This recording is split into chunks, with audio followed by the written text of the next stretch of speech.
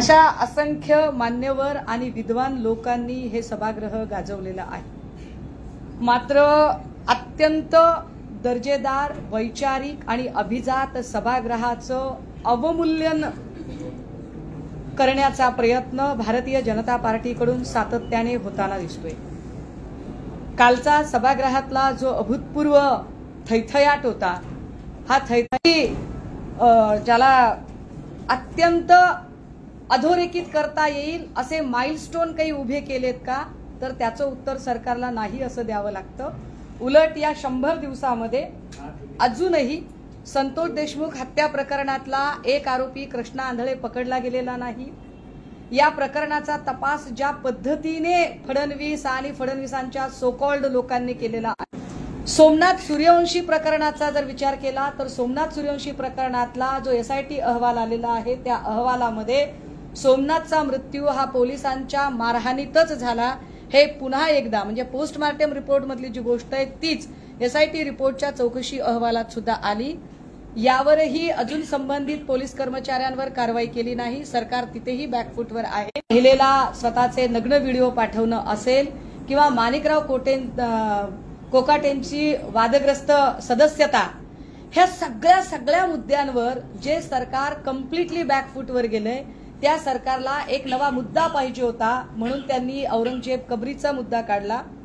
परंतु जे लोक फार कबरीवर बोलतात आणि ज्यांना फार आम्हीच कसे हिंदू या वंशजाच्या मजारीवर रंगून येथे मोदीजी का फुले वाहत आहेत, ह्याच्यावर ते कधीच बोलत नाहीत। बरं, ही मजार जी आहे, ही मजार औरंगजेबांचीच आहे, कारण याच्या मागे वंशजाची त्याच्या मागे एक फोटो आहे। हा फोटो नीट व्यवस्थित झूम करून घेतला की हा फोटो असा दिसायला लागतो। पाप लपवण्यासाठी राणेंना भाजपचा आश्रय घ्यावा लागला। ते राणे आम्हाला शेंड्यावर शहाणे होऊन शहाणपण शिकवतात। या सगळ्यांमध्ये काल जो मुद्दा त्यांनी काढला होता त्यावर मी आता फार जाणार नाही, कारण मनीषा कायंदेंचं आधीचं म्हणणं काय होतं, मनीषा कायंदे त्यावर काय बोलत होत्या वगैरे, हे सगळं आपण आधीही पाहिलेलं आहे। ते हमारा चाचा भतीजा मामा काका कोई है, आपको करना है सो कर लो। आता विरोधकांनी मुद्द्यातली हवा काढली म्हटल्यावर काय करावं, तर नागपूरची दंगल करावी। नागपूरच्या दंगलीमध्ये जो माणूस पुढे आणलेला होता, तो माणूस मायनॉरिटी डेमोक्रेटिक पार्टीचा सदस्य, नितीन गडकरींच्या विरोधात निवडणूक लढवणारा, हा गृहस्थ आधी भाजपच्या आणि फडणवीसांच्या किती संपर्कात होता, वातावरण बिघडवताना त्यांच्या असं लक्षात आलं की अरे नाही, विरोधकांनी तर आपली सगळी पोलखोल करून टाकलेली आहे आणि आता काय करायचं। नागपूरची दंगल आपल्या अंगाशी येते असं वाटल्यावर, आय रिपीट वन्स अगेन, नागपूरची दंगल भाजपा आणि सत्ताधाऱ्यांच्या अंगाशी येते असं वाटल्यावर यांना शिळ्याकडीला ऊत आणणं भाग होतं। आणि त्याचप्रमाणे सांगितलं की आमचं काही म्हणणं नाहीये, पण तरी सुद्धा या सगळ्यांच्या संबंधाने वडिलांनी काही तक्रार करायची ठरवली।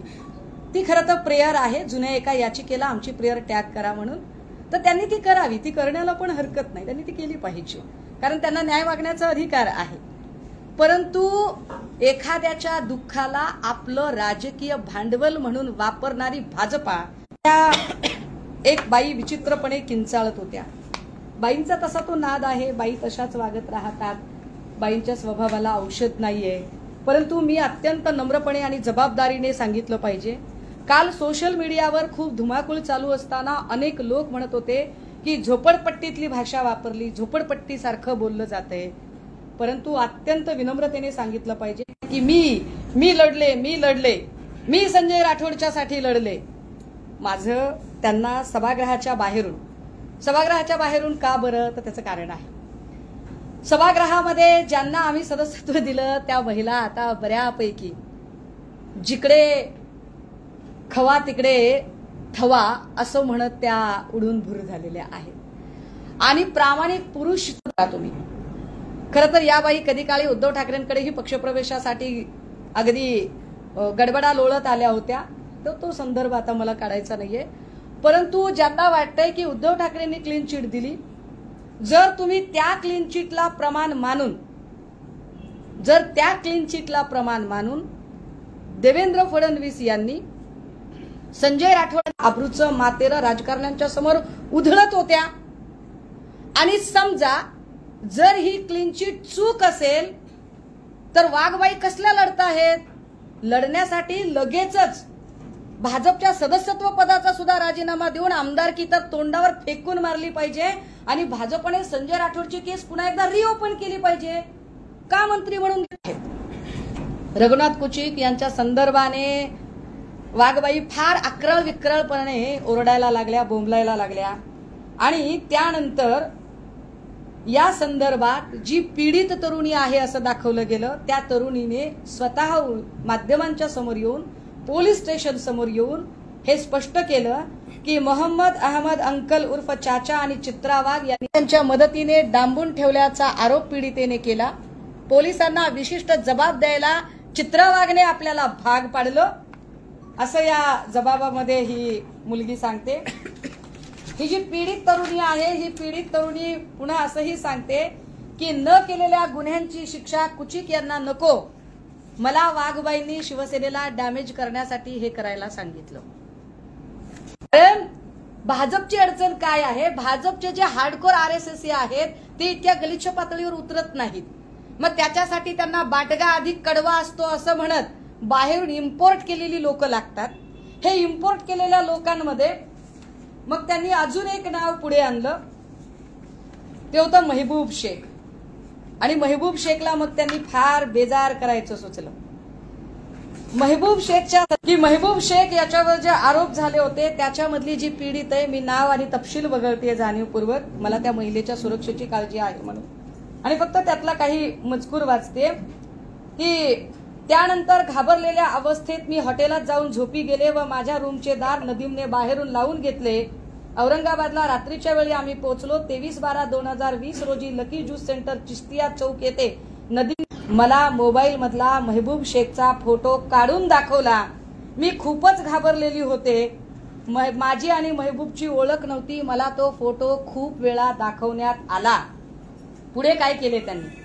31/12/2020 रोजी 7:30 वाजता नदीमने फोन करून सांगितले, तू ज्याच्यावर तक्रार केली तो राष्ट्रवादीचा खूप मोठा नेता आहे आणि आता तू माघार घेऊ शकणार नाहीस.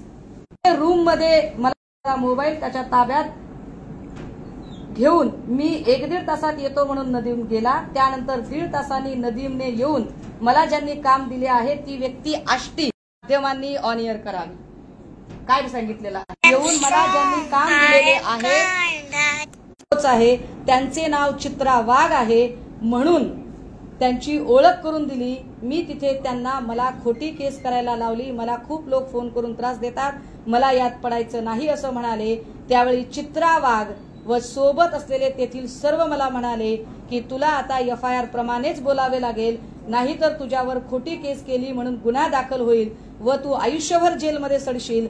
त्यानंतर चित्रा मॅडमनी त्यांच्या सांगण्याप्रमाणे सुरेश धस आणि जिया बेग यांची चर्चा चित्रा मॅडमनी माझा एक व्हिडिओ करून घेतला आणि मला चित्रा मॅडम यांनी मीडियाशी कसे व काय बोलायचे हे शिकवले. त्यानंतर चित्रा मॅडम, नदीम आणि सुरेश धस आणि जिया बेग यांची चर्चा झाली. त्यानंतर त्यांनी आम्हाला जायला सांगितले. त्यावेळी मी चित्रा मॅडमला तुमचा मोबाईल नंबर द्या असं म्हटलं, तेव्हा तिने नंबर दिला नाही व म्हणाल्या, लक्षात ठेव, यानंतर मी तुला यापुढे कधीही ओळखणार नाही. यापुढे तुझ्या संपर्कात मी सांगितलेले लोक विशाल, शेख रियाज, शहानूर हे दुसरी गाडी घेऊन हॉटेलला आलेले होते व तेथून आम्ही मुंबईला निघालो असता आष्टीच्या रस्त्यावर जिया बेग याने गाडी थांबवून नदीमच्या हातात एक बॅग दिली. त्यावेळी मी नदीमला बॅगमध्ये काय आहे असे विचारणा केली असता त्यांनी सांगितले की पोलिसांनी तुला कोणत्याही प्रकारचा त्रास देऊ व तसेच आपल्या राहण्याची व्यवस्था म्हणून हे पैसे दिलेले आहेत. मी फसत चालले होते हे मला कळत होते, परंतु मी नदीमच्या, चित्रावागच्या जाळ्यात अडकल्यामुळे व जिवे मारण्याच्या धमकीमुळे, व्हिडिओमुळे, गुंडांमुळे मला त्यांच्या सांगण्यानुसार वागावे लागत होते. मी आहे त्या कपड्यावर आल्यामुळे नदीमने माझ्यासाठी कपडे घेतले. त्यानंतर माझे येथे गेटवे ऑफ इंडिया जवळ असलेल्या एका हॉटेलवर थांबलो. तेथे विशालने मला दाखवले की हे बघ, महबूब शेख एका बाईटमध्ये रडत आहे, हे तेच आहेत ज्यांच्यावर तुला अजून जबाब द्यायचा आहे, म्हणून नदीमने मला मारहाण केली ही FIR कॉपी. आता या FIR कॉपीच्या नंतरही वाघबाई म्हणाल्या, छे छे हे तर खोटंच आहे, त्यांचा नेहमीचा स्वभाव, हे तर खोटंच आहे. आणि त्यावर अब्रू नुकसानीची केस महबूब शेख यांनी दाखल केली. हे पुन्हा एकदा माध्यमांसमोर स्पष्ट केलं पाहिजे की गेल्या 5-7 वर्षात तब्बल 193 केसेस ईडीने दाखल केल्या. 193 केसेस मधल्या फक्त 2 लोकांना शिक्षा झालेली आहे आणि 2 ते 3 लोक स्वतः लढून आपल्या बलबुत्यावर बाहेर आले. मग संजय राऊत असतील, सूरज चव्हाण असतील, अशी ही सगळी मंडळी. बाकीचे लोक कुठे आहेत याची जर माहिती घेतली तर सगळेच्या सगळे भाजपमध्ये आहेत. आता हे जे सगळेच्या सगळे भाजपमध्ये आहेत, या लोकांचं ज्या अर्थी हे भ्रष्ट नसतील म्हणूनच भाजपने घेतले असतील, तर भाजपने यांची माफी मागितली पाहिजे किंवा या लोकांनी भाजपवर आणि किरीट सोमय्यावर अब्रू नुकसानीची केस टाकली पाहिजे. पण ते तसंही करत नाहीत. पण महबूब शेख, कारण तो खऱ्याने लढत होता, महबूब शेखने मात्र अब्रू नुकसानीची केस टाकली. माझ्याकडे हायकोर्टची ऑर्डर कॉपी आहे. या हायकोर्टच्या ऑर्डर कॉपीमध्ये स्पष्टपणे खालचं जिल्हा कोर्ट, हायकोर्ट दोन्ही कोर्टामध्ये निकाल महबूब शेखच्या बाजूने आहे की ज्या चित्रा वाघने स्पष्टपणे राजकीय आयुष्य उद्ध्वस्त करण्याच्या हेतूने, डॅमेज करण्याच्या हेतूने हे सगळं केलं असं स्पष्टपणे म्हटलंय. ही प्रेयर इंग्रजीमध्ये आहे पण तरीही 2-3 ओळी वाचल्या पाहिजेत. In the present case the suit for deformation is filled by the person against whom the criminal proceedings are initiated. However, the criminal proceedings are not initiated by the present applicant. Defendant filing of criminal proceeding is not pleaded as a cause of action. The suit is based on the statements made by the applicant against the respondent, which according to the respondent are false and judgmental, as if the respondent is being convicted for the offence, though the statement were made of the basis of on an FIR that was lodged against the respondent. The pursuit of the statement as quoted in the plaint shows that the applicant has made statements against the respondent by proceeding as if the respondent is convicted. ह्या सगळ्या जर गोष्टी बघितल्या तर वाघबाईंचा किंवा किरीट सोमय्यांचा वापर भाजपा काय पद्धतीने करते आणि कशासाठी करते हे स्पष्ट आहे. राहिला प्रश्न वाघबाईंनी कालची भाषा वापरायचा, मला वाटतंय त्या भाषेवर मी जाऊ नये, माझ्यावर चांगले संस्कार आहेत. परंतु एक नक्की आहे की या निमित्ताने थोडीफार आकडेवारी का होईना परब साहेबांनी बाहेर काढली. मी परब साहेबांचे आभार मानते. आणि माध्यमांनाही जो प्रश्न सतत पडतो की अरे विरोधक कुठे आहेत, तर मुठभर असणाऱ्या विरोधकांनी अत्यंत मोठी 5वी बहुमत असणाऱ्या सत्ताधाऱ्यांना या अधिवेशनात काय पद्धतीने सळो की पळो करून सोडले हेही आपण सगळे बघत आहात. आणि त्यामुळेच पोटशूळ उठलेल्या लोकांनी आत्ता हे सगळं आकांडतांडव केलं. वाघबाईंनी जो आकडा सांगितला तो त्यांच्या कार्यकर्तृत्वाचा एकूण आलेख बघितला असता हा आकडा थोडा कमी आहे, कारण लोक अत्यंत कौतुकाने आकडेवारी जास्त देतात, याचेही कृपया त्यांना भान असावं. प्रश्न विचारू शकता. संजय राठोडांना जी क्लीन चिट दिली गेली ती उद्धव ठाकरेंच्या काळात दिली गेली की नंतर? मी हे पुन्हा एकदा स्पष्ट केलं पाहिजे. निवृत्त न्यायाधीशांची जी कमिटी होती त्या कमिटीने जो रिपोर्ट दिला होता त्या रिपोर्टमध्ये निर्दोष आहेत असं सांगितलं होतं.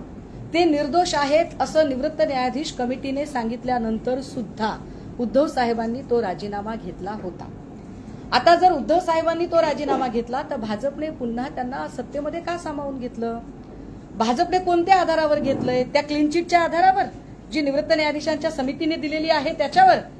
तर याचा स्पष्ट अर्थ आहे की वाघबाईने एका माणसाचा राजकीय आयुष्य उद्ध्वस्त करण्याचा प्रयत्न केला. आणि जर वाघबाईचं म्हणणं खरं असेल तर भाजपा खोटारडी आहे. भाजपाने केस रिओपन करावी. भाजपा फार सत्याची वाली असेल तर भाजपामध्ये हिंमत असेल तर त्यांनी ती केस रिओपन केली पाहिजे.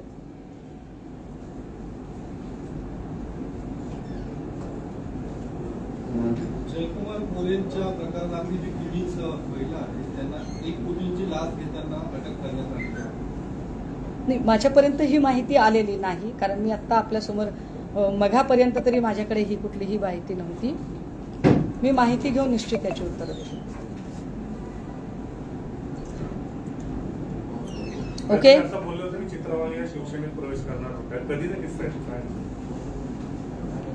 हे बहुतेक त्यांना जेव्हा काहीतरी त्यांच्या नवऱ्याने काय ती 1 लाख रुपयाची लाच वगैरे घेतली तेव्हाचा आहे आणि त्यांना संताप होतो. म्हणजे त्यांना असं वाटतं लाच कोटीचे तरी